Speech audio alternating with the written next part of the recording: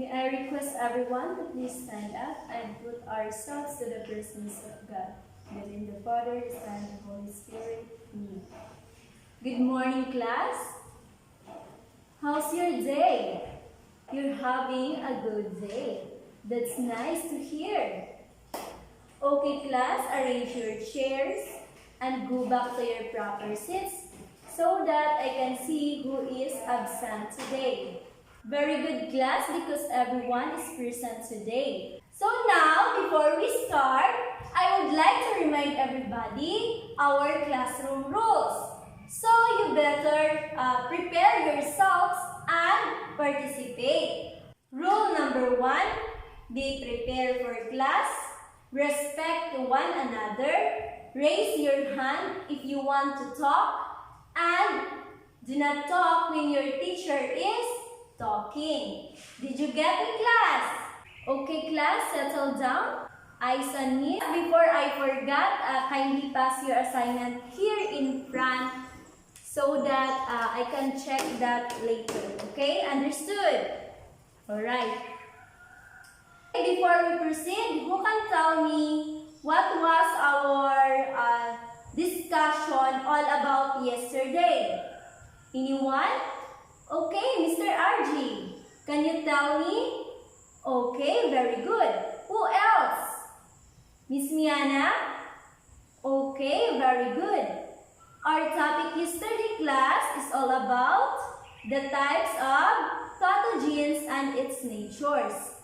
So now, who can tell me what is the types of pathogens and its nature? Anyone? Okay. Miss Evelyn. Very good. Yes, class, the types of pathogens are viruses, bacteria, and fungi, and the parasites. Now, why do we need disease prevention and control? Who can tell me? Okay, Mr. Katakutan. Yes, infection control practices are critical to reduce the transmission of infections from one person to another. Very good. So now for your first activity, I have here some questions that I prepared. So all you need to do is to sing Leron Leron Sinta together with the questions in the box. And if I give a stop signal, the person standing in front of the box with the questions will pick one and share your insights or ideas about the given questions that you pick. Alright? Understood, class? Okay, very good. Let's begin. Everyone, sing! Leron Leron Sinta, umakit sa papaya, dala-dala desnot, stop! Okay, it's your turn, Mr. RG. Your question is, describe what is cigarette smoking. Alright, very good. Okay, class, according to Mr. RG, cigarette smoking is very dangerous to our body system. So later, we will find out, we will deep more about cigarette smoking so that we can have a better understanding. Alright? Okay. Let's continue. Okay, 1, 2, 3, go! Go! Leron, kita, kumay sa papaya, dala-dala, desnot, nabalik ang sana, pagdating sa dulo, stop! Alright, Miss Jade, are you often exposed with cigarette smoke? Alright. Okay. So Miss Jade said that she is often smoked 2 cigarette smoke because her father is a smoker. So I hope Miss Jade, after these discussions, you can able to convince your father to stop smoking before it's too late. Understood? Okay. Let's continue. Niro, sita, makit sa papaya. Okay, stop! Mr. Rimando, when people around you smoke, do you let them know that you do not want to inhale or smell their smoke? Alright, very good. Yes, class, it's our rights to tell them that we do not want to inhale their smoke. People at the back, eyes on me. Do not talk. Stop talking. Alright, for our objectives for today, I would like to hear the voice of Miss Miana to read our objectives. Okay? Our objectives number 1. At the end of the lesson, the learner should be able to A. Discuss the dangers of mainstream, second-hand, and third-hand smoke. Value the importance of learning the dangers of cigarette smoking and make a slogan about cigarette smoking. Thank you, Miss Miana. Number 1, discuss the dangers of mainstream, second-hand, and third-hand smoke. So later, we will dive further about the dangers of cigarette smoking or the dangers of smoke that produced by cigarette smoking. Next, value the importance of learning the dangers of cigarette smoking. So later, we will know that the importance of learning the dangers of cigarette smoking so that we can be aware and educated if what are the possible happen if we are often exposed to cigarette smoke. Okay. So for our last objectives, make a slogan about cigarette smoking. Okay, class, eyes on me, prepare yourself. I have here different pictures about the negative effect of cigarette smoking.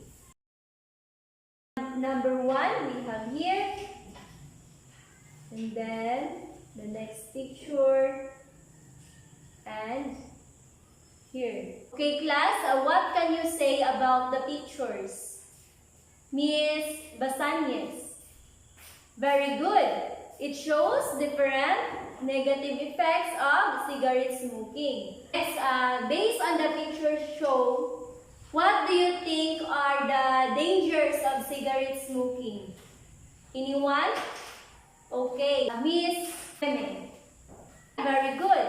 The danger of cigarette smoking can damage your heart by forcing it to work faster and harder. And it also slow your blood and reduce oxygen to your feet and hands. Diba? As what you see kanina, cigarette smoking can destroy your skin, teeth, and can kill you. Class, what do you think is our topic for today? Alright, very good. Yes, it is the danger of cigarette smoking. But first, we will define what is tobacco. So, anyone who can read this one and give your insights? Okay, Miss Miana. Okay, thank you so much. Tobacco use has been recorded as early as 600 to 900 CA. It was discovered in Mexico. And according to the Worldwide Organization, tobacco smoking and chewing is the second leading cause of death around the world. So, sino dito yung may mga mahal sa buhay na nag-take or nag-use ng cigarettes? Anyone? Okay, you can raise your hands. Okay, thank you. Is responsible for the death of 1 in 10 adults worldwide, approximately reaching about 5 million deaths in a year. And it is estimated that the death will raise to 10 million each year by the end of or by the year 2022. Okay, understood, class? Very good. Now, let's define cigarettes. So, who can read this one and kindly give your insights? Okay? Miss Cadorna, okay, kindly read. thank you. Of course, cigarette, ito yung ginagamit ng mga tao nowadays. Unlike before, yung mga nag-use, they use yung mga papel or yung mga dahon ng kahoy. Diba? And then, as goes by, there's a lot of materials na to produce current cigarettes. Did you get the class? Alright, thank you. Now, every time a cigarette is lighted, smoke is emitted. There are 3 smokes produced by cigarette smoking. Namely, we have the first one, mainstream smoke, side stream smoke, and the third hand smoke. Okay, so what are they? Now, who can read this one? The mainstream smoke. Anyone? Okay, Mr. Rimando. And can you please give your insights about this one? Okay, very good. Thank you for your idea, Mr. Rimando. Now we have here some illustration that we can use to further understand what is this 3 smoke produced by a cigarette. Just wait. Okay, alright. Here, so what you can see, there's a stick of cigarettes. The mainstream, for example, sino na ba dito yung hindi pa nakakita ng stick of cigarettes? Okay, I think naman, di ba, lahat tayo nakakita na ng cigarettes. So here are yung other side ng stick kung saan yung side na yun is yun yung ginagamit ng smoker to inhale the smoke. And while the other side is yun yung ginagamit na one. You can, it is clear ba? Makikita ba dyan at the back? Okay, this one. As what you can see, the other side here is, ito yung nag-uusok, di ba? Ito yung nag-uusok. And then, while the other side, yung mainstream smoke, ito yung lagay sa bibig. Here, this is the illustration as what you have seen. Okay, so, now, the mainstream smoke are those smoke na ipapasok ng smoker. While the side stream smoke is, yun yung smoke na lumalabas doon sa apoy. Did you get the class? Okay, very good. That's why, class, pag makakita kayo ng fake ng cigarettes, so you better avoid them because, of course, it will harm your body systems. Okay? So now, we have here the side stream. Side stream smoke, as what I've said kanina, ito yung usok na nasa apoy ng stick. So, ito ay dangerous than the mainstream smoke. In fact, the Environmental Protection Agency has Class A carcinogens, meaning there is enough data to indicate the cause of cancer in humans. Understood, class? Am I clear? Thank you. So now, for the last smoke that produced by cigarette smoking, we have the third hand smoke. Third hand smoke. Anyone who can read this one and give your insight about this? Okay, Mr. Katakutan. Very good, Mr. Katakutan. So now, class, who do you think is more at risk to third hand smoke? Anyone? Okay, very good. Anyone? Miss Jara. Okay, very good. Yes, it's correct. Children are the most vulnerable to third-hand smoke because of exposure to surfaces like the floor and on their clothes and other objects in the house. Like for example, if yung kuya mo or kapatid mo nag-using sa loob ng bahay, so yung usok na yun is yun yung magiging third-hand smoke where dumidikit yung amoy or matagal mawala yung amoy doon sa loob ng bahay. Okay, class, for further information so that you can really understand the dangers of cigarette smoking to your body. Here are some examples. Here here as what you can see, the person who takes cigarettes where nahihirapan na siyang huminga. That's why binutasan na yung liig para dito na lumabas yung hangin. So, cigarettes are very addictive. Now, in the second pictures, we have here a lung disease. So, of course, you're taking cigarettes, it will cause lung diseases or lung cancers. And then, I would like to hear the voice of Miss Robilin. What is your idea about this picture? Okay, very good. Yes, class. Ito yung isa sa mga dahilan kung bakit nasisira yung mga ngipin natin or magkakaroon tayo ng dry skin because of taking cigarettes or exposure to smoke. And the last one, who can interpret this one? Okay, very good. And the last one, smoking can kill you. So now, do you still want to take cigarettes? Of course not. Okay, very good, class. Before we proceed to our next activity, we would review our discussion. We have here the 3 types of smoke produced by cigarette smoking. The mainstream smoke, the side stream smoke, which is very more dangerous than the mainstream smoke. Or it is also called as second-hand smoke and the third-hand smoke. So now, class, do you have any questions about our discussion? So that before we can proceed, I can entertain your questions. I think there's no more. Okay, let's proceed.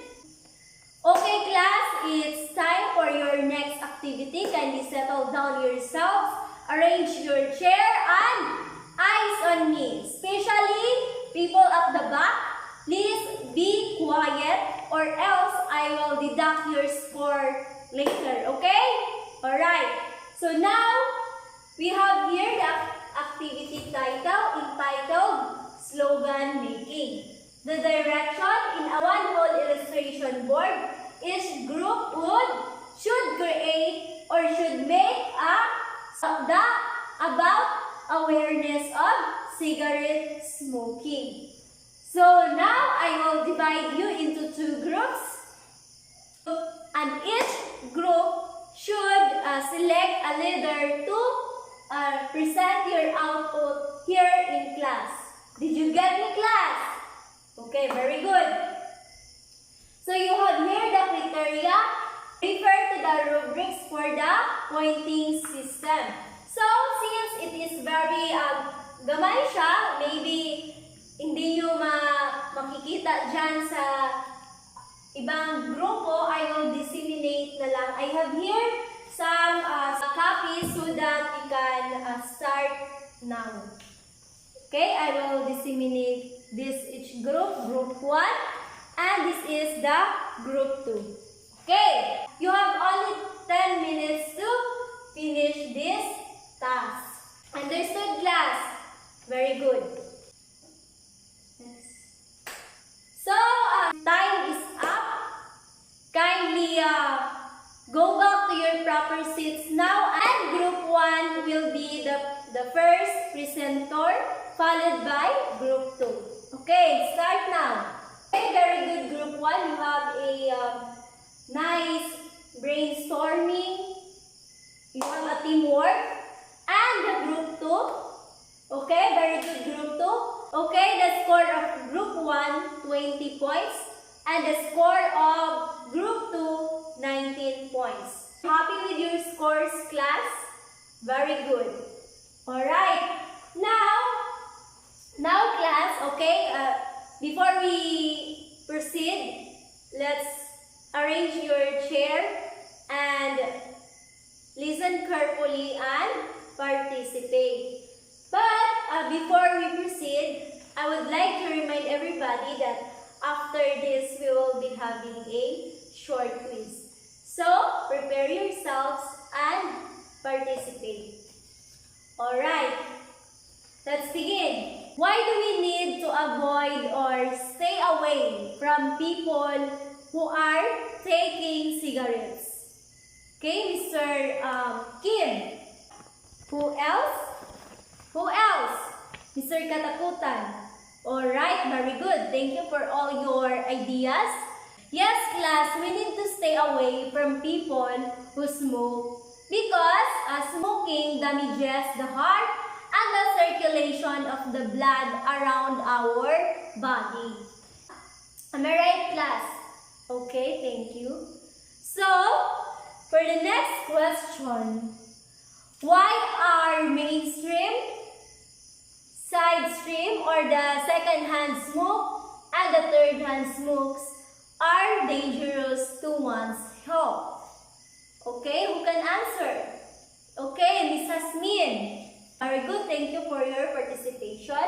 That's correct. These smoke are dangerous to one's health because it contains nicotine and many harmful cancer-causing chemicals. And of course, we don't want that our loved ones can get these harmful chemicals. For our last question, what if your friend started to smoke? How would you make him or her stop before it's so late? Okay, anyone? I want to hear the other voice na naman. Who else? Okay. Miss Jade. Okay, very good, Miss Jade. Jade said that she will educate him or her about the effects of cigarette smoking. So with that, she will realize how bad smoking is. Let him or her know the effects of smoking a cigarette to his or her body and to his or her family. Alright, class? Did you get, class? Understood, class? Okay, very good. Thank you for your participation. Okay, as what I've said kanina, we will having a short quiz. So, again, go back to your proper seats, ha? Bakit may mga students dyan na nag-transfer sa other seats? I said, go back to your proper seats or else I will mark you absent. Understood? Okay, very good. So now, class, it's time for your short quiz. So here, kindly get a 1/2 crosswise of paper and read the direction carefully. Explain the questions briefly and its equivalent for 5 points each. Give only 2 to 3 sentences, okay? But we have the criteria to be followed. The content or idea, 3 points. Neatness, 1 point. And grammar for 1 point. You get me, class? Okay, very good. Okay, let's begin. You only have 5 minutes to answer these questions. Okay, class, time's up. Pass your paper here in front in the count of 5, 4, 3, 2, 1. Okay, very good. Thank you so much. Alright. So before we end our session, we will go back to our objectives to see if they are in line with our discussion. For our objective number 1, discuss the dangers of mainstream, second-hand, and third-hand smoke. So, na-discuss ba natin siya, class? Okay, thank you so much for your response. How about our objective number 2? Value the importance of learning the danger of cigarette smoking. Okay, thank you. And our last objective, slogan about cigarette smoking. So So I think we reached these objectives naman, di ba? So now, for your assignment, draw a cigarette stick on your activity notebook. List several chemicals that you think are present in a cigarette stick. Write these chemicals around the cigarette stick. Okay, understood, class? Okay. Thank you so much for your participation. And now, class, do you have any verifications, clarifications, or violent reactions? Okay. Since parang wala na, so I hope you enjoy, and at the same time, you gain knowledge. Okay, class? Alright. Okay, goodbye.